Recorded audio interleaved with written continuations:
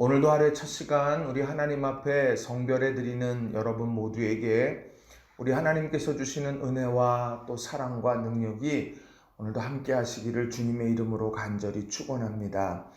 오늘은 예레미야서 23장의 말씀을 중심으로 우리는 순종하고 하나님은 일하십니다. 우리는 순종하고 하나님은 일하십니다. 라는 제목으로 함께 말씀의 은혜를 나누기를 원합니다.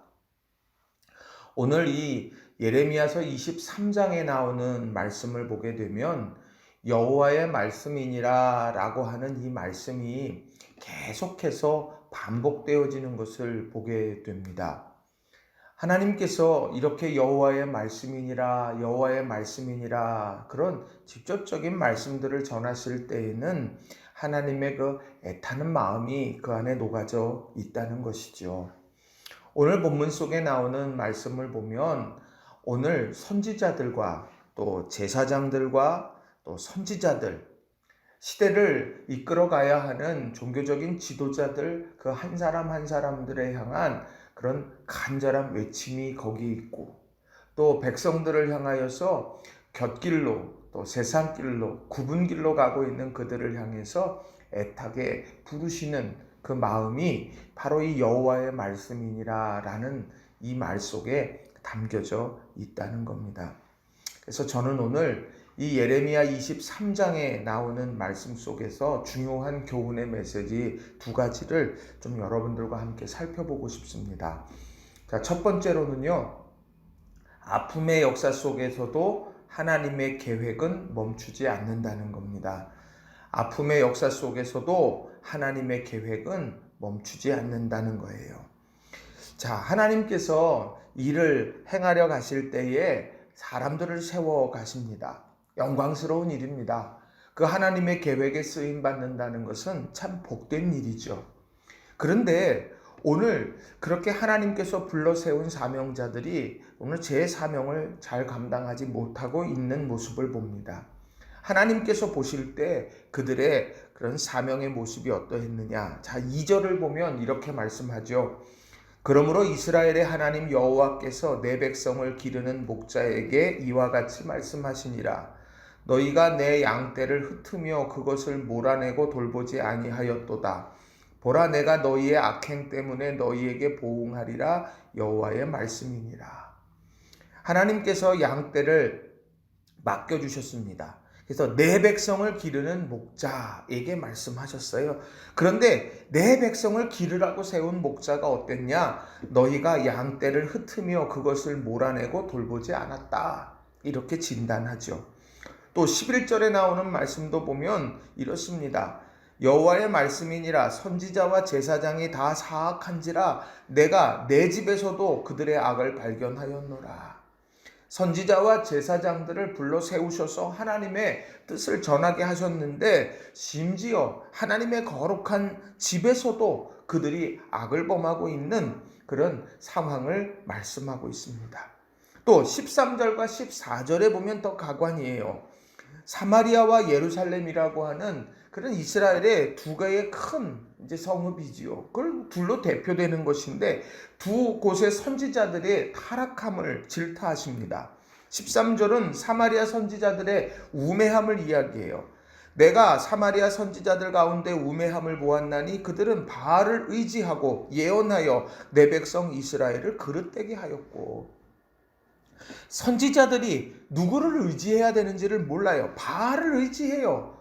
그리고 예언해요. 그랬더니 하나님의 맡겨진 백성들이 그릇된 길로 가게 되더라는 거예요. 그걸 하나님이 목도하시는 거예요. 14절도 보세요. 내가 예루살렘 선지자들 가운데도 가증한 일을 보았나니 그들은 간음을 행하며 거짓을 말하며 악을 행하는 자의 손을 강하게 하여 사람으로 그 악에서 돌이킴이 없게 하였은즉 그들은 다 내 앞에서 소돔과 다름이 없고 그 주민은 고모라와 다름이 없느니라. 예루살렘 선지자들도 가증한 일에 동참했다는 거예요. 간음해요. 거짓을 말해요. 그리고 악을 행하는 사람들, 그 사람들을 인정해주고 그 사람들을 세워가요. 그래서 그들이 악에서 돌이킬 수 있는 기회조차도 박탈해버린다는 거예요. 하나님이 보실 때 그래서 이 예루살렘이, 거룩한 성전이 있는 예루살렘이 소돔과 고모라처럼 그렇게 보여지더라는 거예요. 이런 상황들을 지금 예레미야가 보고 있고 그 시대의 사람들이 보고 있는 겁니다. 오늘 이러한 상황, 맡겨진 사명을 잘 감당하지 못하고 심지어 외면하고 있는 사명자들의 이런 모습을 보면서 안타까운 거예요. 밖에서는 바벨론이 포위에 들어와요. 안에서는 이런 하나님의 공의와 정의가 완전히 무너져버리고 그것을 세워야 되는 사람들이 도리어 영적 깊은 잠에 빠져있고 타락의 참복판에 있어요. 희망은 없을까요?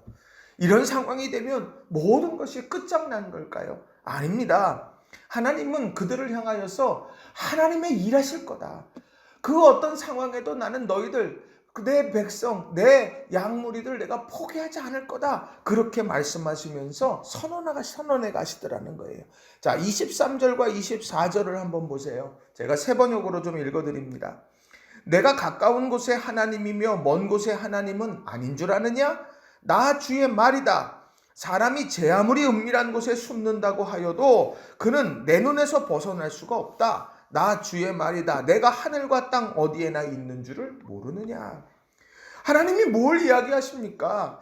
목자가 타락했어요. 선지자와 제사장이 사악해졌어요. 우매해요. 가증한 일을 행해요. 그래서 잘못된 길로 이끌어요. 그런 상황 속에서 거기에 다 시선이 머물러 있는 이들을 향하여서 내가 가까운 곳에만 있는 하나님이냐? 먼 곳에 있는 하나님은 아니더냐? 나는 하늘과 땅 어디에나 있는 충만한 하나님이다 라고 하는 사실, 편만하게 역사하시는 하나님을 이제 그렇게 증언하고 계시다는 거예요. 그 천지에 충만하신 하나님이 무슨 일을 하시냐? 3절과 4절이에요. 제가 세 번역으로 읽어드립니다. 이제는 내가 친히 내 양떼 가운데에서 남은 양을 모으겠다. 내가 쫓아냈던 모든 나라에서 모아서 다시 그들이 살던 목장으로 데려오겠다. 그러면 그들이 번성하여 수가 많아질 것이다. 내가 그들을 돌보아줄 참다운 목자들을 세워줄 것이니 그들이 다시는 두려워하거나 무서워 떠는 일이 없을 것이며 하나도 잃어버리는 일이 없을 것이다. 나 주의 말이다. 하나님께서, 천지에 충만하신 하나님께서 약속하세요. 선지자와 그리고 예언자들이 타락하고 목자들이 타락해서 그래서 시리와 좌절에 빠져있는 그들, 내가 그들을 그냥 놓아두지 않겠다. 내가 친히 내 양떼 가운데서 남은 양들을 모을 거다. 그리고 모아서 그들에게 정말 번성하여 수가 많아지는 축복을, 그들에게 그 회복의 은총을 이루어 줄 거다. 하나도 잃어버리는 일이 없도록 내가 그 일을 이루어 갈 거다라고 말씀하신다는 거예요. 어려운 시기에 우리의 믿음의 방점은 여기에 찍어야 되는 거예요. 눈으로 보여지는 것, 오늘 세상의 참혹함, 세상의 타락함, 이런 것들이 눈에 보여집니다. 그럼 그것을 보면서 우리는 희망이 없어가 아니에요. 천지에 충만하신 하나님이 계시다. 그리고 그 하나님이 오늘 우리에게 약속하신다. 우리는 이것이 우리를 살리는 힘이 되고 우리들에게 영적인 능력을 공급하는 힘이 되더라는 거예요. 바라기는 우리 모든 성도님들 한 분 한 분이 우리의 믿음의 시선이 어디에 있는가를 돌아보셨으면 좋겠습니다. 오늘 하나님께서 우리 한 사람 한 사람에게도 말씀하시는 거예요. 아픔의 역사 속에 있느냐? 아니다. 그 가운데에서도 하나님의 계획과 일하심은 오늘도 지속되고 있다. 우리가 이것을 가슴에 품고 믿음 안에 살아가는 저와 여러분이 되시기를 바랍니다. 자, 두 번째로는요. 우리가 순종할 때 하나님은 이루신다는 거예요. 우리가 순종할 때 하나님은 이루신다는 겁니다. 신앙생활 해가면서 제일 행복한 게 무엇일까 생각해 보면 쓰임 받을 때라고 말할 수 있습니다. 왜 그러냐? 쓰임 받아야, 그래야 상급의 주인공이 되는 거거든요. 심어야 거두는 것과 같은 이치가 되더라는 겁니다. 그래서 우리가 축복을 받아 누리려고 한다면 우리는 심는 삶, 쓰이는 삶을 살아가야, 쓰임받는 삶을 살아야 된다는 거예요. 그 쓰임받는 사람의 가장 중요한 태도가 무엇이냐? 그것이 순종이라는 거예요. 순종은 듣고 따르는 것이죠. 오늘 하나님의 백성들을 향하여서 하나님께서 말씀하세요. 하나님께서 내가 너희를 건져냈다. 내가 너희의 하나님이 되었다. 그런 특별한 관계 속에서 하나님이 요청하시는 것, 그건 순종함이었어요. 그런데 그들의 삶은 달랐어요. 자, 예레미야의 눈에 비친 유다는 과연 어떠했습니까? 둘로 나눌 수 있다고 저는 생각해요. 하나는 간음이라고 하는 말로 표현될 수 있을 것 같고, 또 다른 하나는 하나님과의 단절됨이라고 설명할 수 있을 것 같습니다. 자, 간음하는 세대인데 어떻습니까? 10절을 한번 보세요.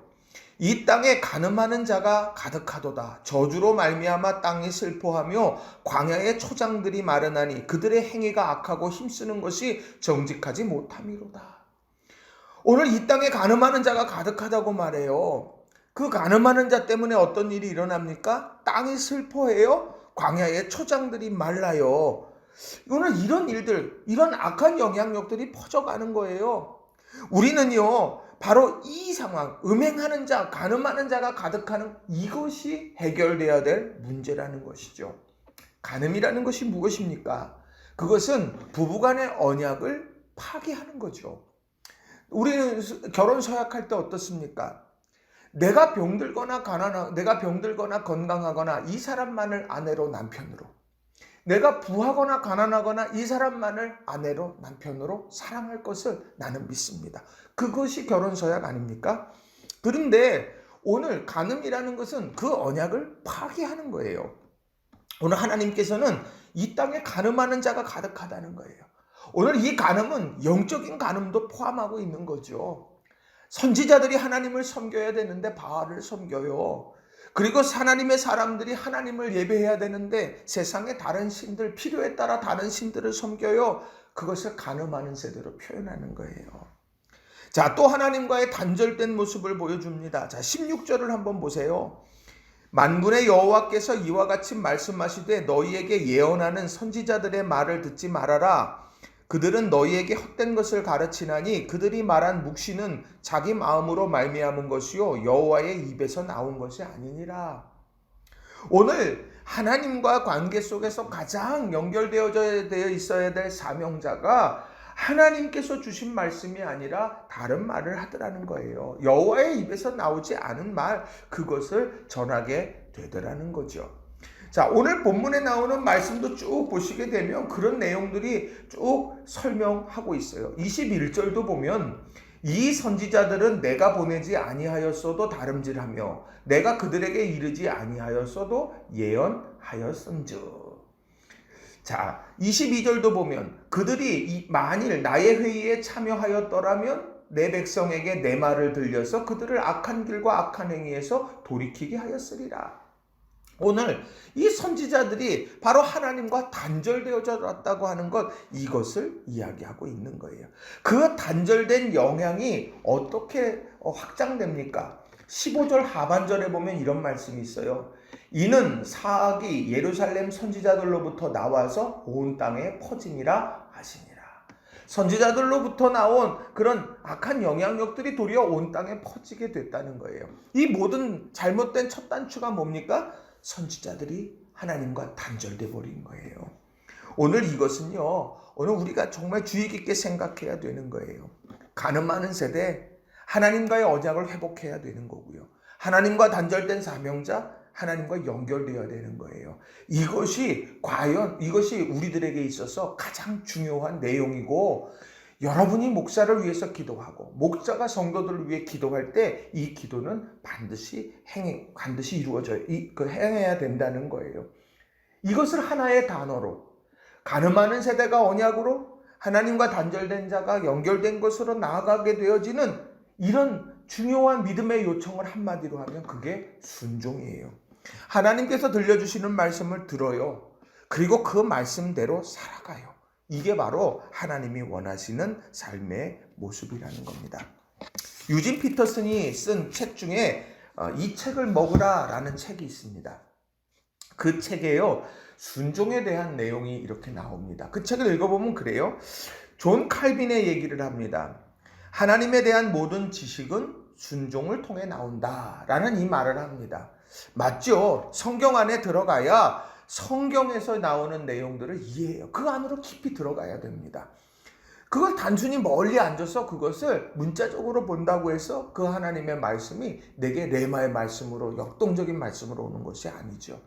그러면서 그 책에서요, 순종이라고 하는 의미를 잘 설명해 주는 이야기를 합니다. 그 내용은 그래요.